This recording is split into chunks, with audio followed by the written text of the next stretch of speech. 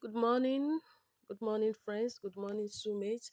In this video, we'll be making a panel dress, and we'll be working with this measurements: waist, bust, half length, and our full length. And then we are working with a waist of 25. You divide it by the number of panels you want to work with. So I'll be making a 12 panel skirt, a 12 panel dress. So my waist of 25, I'm going to divide it by 12. If you want to make a panel of 10, 6, divide your waist by the panel you are working with. So when I divide 25 by 12, the result I get, I'll divide it again by 2 because I'm folding my fabric into 2. Make sure you divide it again by 2. So when you divide by 2, you add 0.5 inches to your result. So that becomes our original waist. All right. We are working on the lower part of this gown. We are working on the lower part first, after which we'll now go to the upper part. So our waist is what I'll mark now. I'll mark my waist, and then the full length of this dress is 25. But to make this panel, I'm going to subtract 5 inches from my full length, which means I'll be marking 20 separately, and then I'll mark 5 below it. You can see it. Mark 20 and then you mark 5 below it. All right, just so that it can help you get the curve, can help you get the curve you'll be needing for the panel. So I'm marking uh 20 separate, and then I'll mark 5 inches separately. So that's what I'll do. So assuming your full length is 30, you are going to mark 25 separately and then mark 5 inches separately. So you do it in that method, just so that you can be able to get your curve, as I've done mine now. So I marked mine a full length of 25. I marked 20 and then 5 inches separately. So right now, I'm taking my waist measurement. After the calculation, I got my waist measurement. I marked my waist measurement, and then I'll remember I folded my fabric with the amount of flare I need. Like here, I folded my fabric using a flare of 10 inches. It depends what you want. You can use 9, you can use 6, anything. So I used a flare of 10 inches to fold my fabric. So right now I'm connecting my waist down to the 20 inches. It's supposed to be 25, but I marked 20 separate and then 5 separate. So I connect it to the 20 inches, and then from that 20 inches I extend it, curving it to the remaining 5 inches, as you can see it here.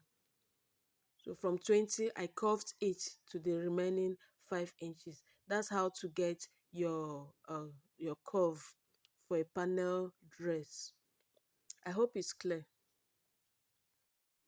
I've cut it out, and then I'll use the first one to trace out the number of panels I'm working with. That is 12 panels. So I'll be cutting out 12 extra. Like I'll be cutting 11 plus the first one I cut, making it 12.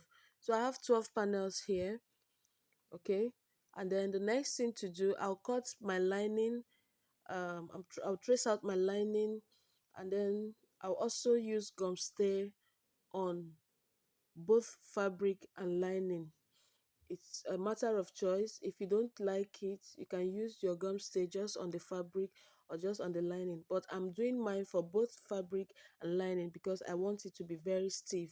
The essence of this circle panel is for the cloth, for the dress to be stiff, so that it can give you that effect.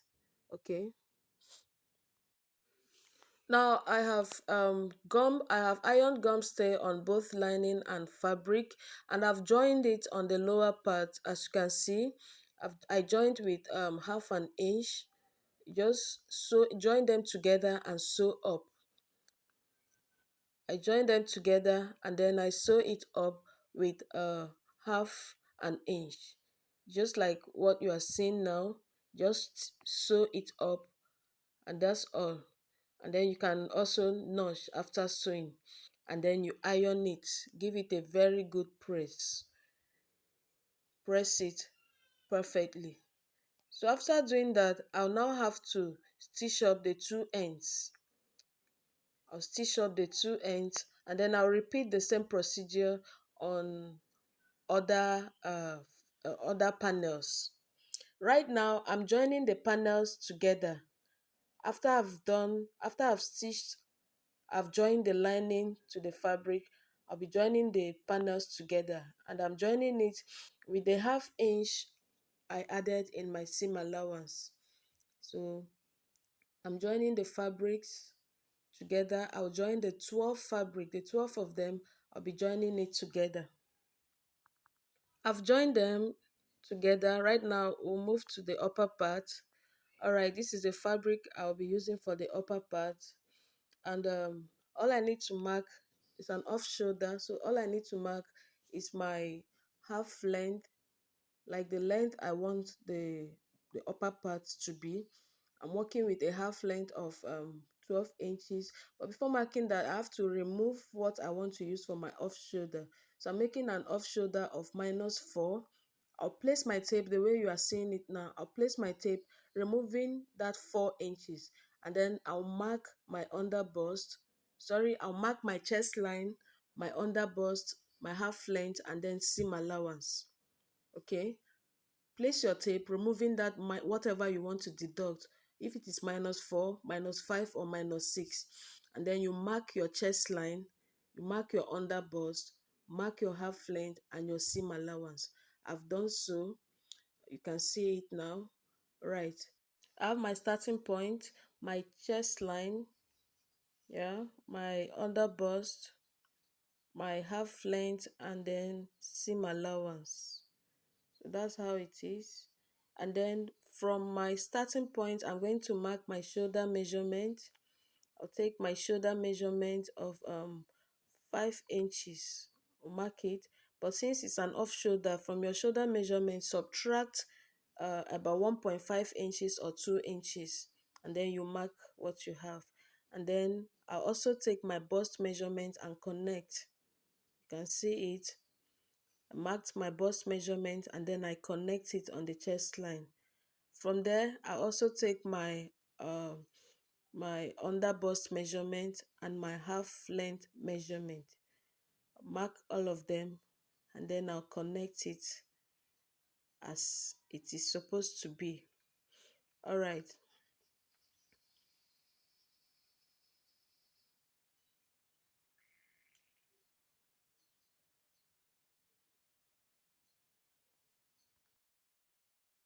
You also mark your neck of 2 inches or 1.5 inches, depending what you want. You mark your neck and then connect it to your shoulder measurement, just the way I'm doing it. You can see it. Mark it and connect. And then the next thing now is to cut out my sketch. I've cut it out. All right. So here's what we have. Okay, I'll be making the back now. To make the back, you remember, is a loop. It's going to be like a corset back. So I'll be using this pattern paper for the back, and I don't need any zip allowance for the back. Rather, I'm going to cut off the back. Okay, you can cut off between 4 to 6 inches from the back. So you can see the way I'm tracing it. I'll trace everything without a zip allowance. All right. So after tracing it now, I'll now cut off from the zip area, like from the close edge. I'll now cut off from between 4 inches to 6 inches, depending how open you want it to be. So I'll cut it off right now. Make sure you get exactly what you have at the front. Make sure you get exactly the same thing at the back.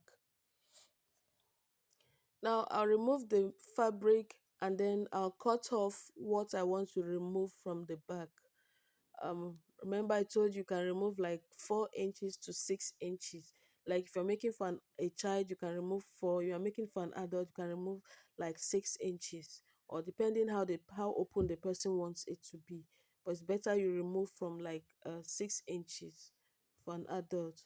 So I'll cut off this part I've marked. I don't need it, so I'll cut it off. And after cutting it out, I'll now take the remaining pattern and trace it on my main fabric. I'll use this pattern now to trace on my main fabric. Whatever I get will be my back part.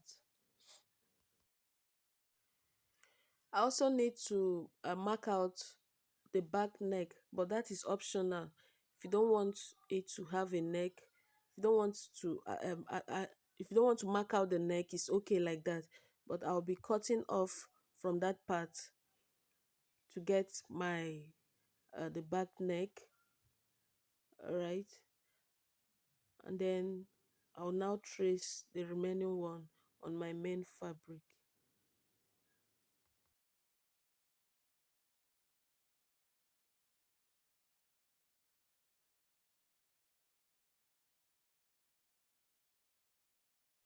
I've traced it out and I've cut it. I've traced out the pattern and I've cut it out for the back part. And here's what we have for both front and back. All right.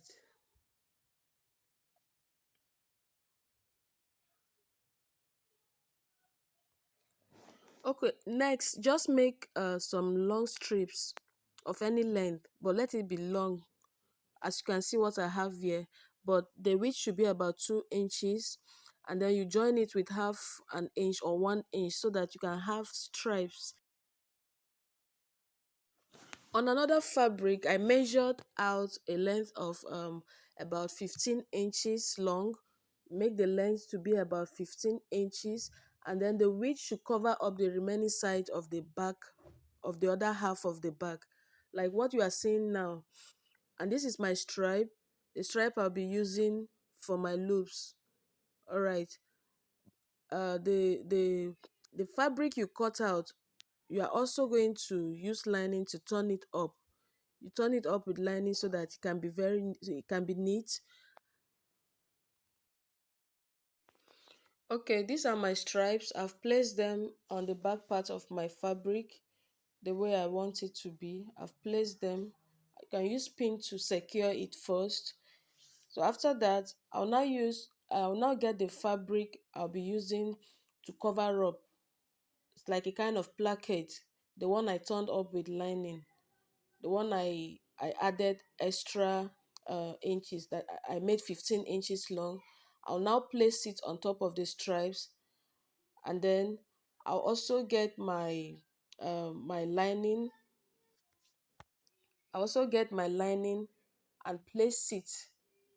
The lining should be exactly the back part of the fabric, because I'll need to use the lining to turn up the back part of the fabric. So I'll also place my lining on top the way you are seeing it now, and I'll stitch it. I stitched it this way and down. So here's what I have. After stitching, you can notch it. So when I turn it over, this is what I have. So this is for one side of the bag. You can see the inner part is very smooth. So do it this method so that you can get a very good finishing. Then this is one side of the bag. You can get the remaining part of the bag, place it on the other end as you are seeing now. Place it on the other end. But before I do that, I'll need to fix the stripes for this other end. So when I get my stripes, on uh, I'll place my stripes just like this. Place my stripes. I can use pin to secure them, after which I'll attach it to the main fabric. While placing your stripes, make sure both of them tally. Make sure they are on equal lines. All right. Make sure the two stripes, they are on equal lines. So you need to place them and make sure they are equal on the lines so that when you are using your rope on it, none will be above the other. So after placing your stripes, you now stitch it up. As you can see, you can use pin to secure it, or you can stitch it up just to hold it. And then the next thing to do now, you place your lining on top of it. Remember, your lining must be to the pattern of the cloth you are making, and then you stitch it now. You stitch it up. So I've stitched it already, and then I need to turn it over. When you turn it, this is what you have. The essence of using this lining is just to get a smooth finishing, to give you a smooth finishing. So I'll turn it over, and then I'll give it a good press. Okay, I'll place the front part to the back part, and then I'll join on both sides. I'll join it on both sides with my allowance. But while joining, please remember to remove that flap. Remember to remove it. You don't join it together. I'll join fabric to fabric and lining to lining. But remember to remove the flap so that you don't join it together. I've joined it. Here's what I have. Okay, see my flap? I didn't join it together. It's separate. It's on its own. Okay, so I've joined it, the two sides. I've joined the two sides together, and here's what I have. So this is exactly how it's going to be. This is how it's going to be. All right, and there's my front part. Now the next thing to do, I'll get the lower part being the panel part. So I'll have to join the lower part to the upper part. But before that, remember to add your stripes. You can see what I have here. I added my stripes on the two sides of the lower part. I added extra stripes to it. Depends, some people will add zip at this part where I added stripes. So if you want to add zip to it, it's your choice. But if you don't want to add zip, you can extend your stripes to the length you want. Now I'll be joining the upper part and the lower part together. Just like what I'm doing now, I'll join both together and sew it.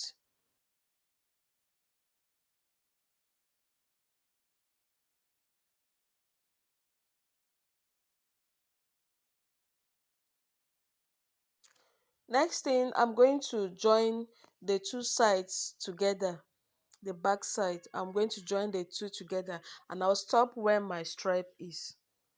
So I've joined them, and this is what we have. You can see it. You can see the flap, the essence of that flap, the length of the flap, why you need to make the length longer. You can see it covers up the remaining opening on the lower part. You can see it. But if it is zip you need to put, you don't need to make the flap longer. Okay, so here's what we have. um and that's all for our circle panel dress. You now get your rope. Remember the stripe I told you about? You get your rope and then fix it on the cloth. This is our end result. Is she not so beautiful? Give it a try. Let's see what you have. Thanks.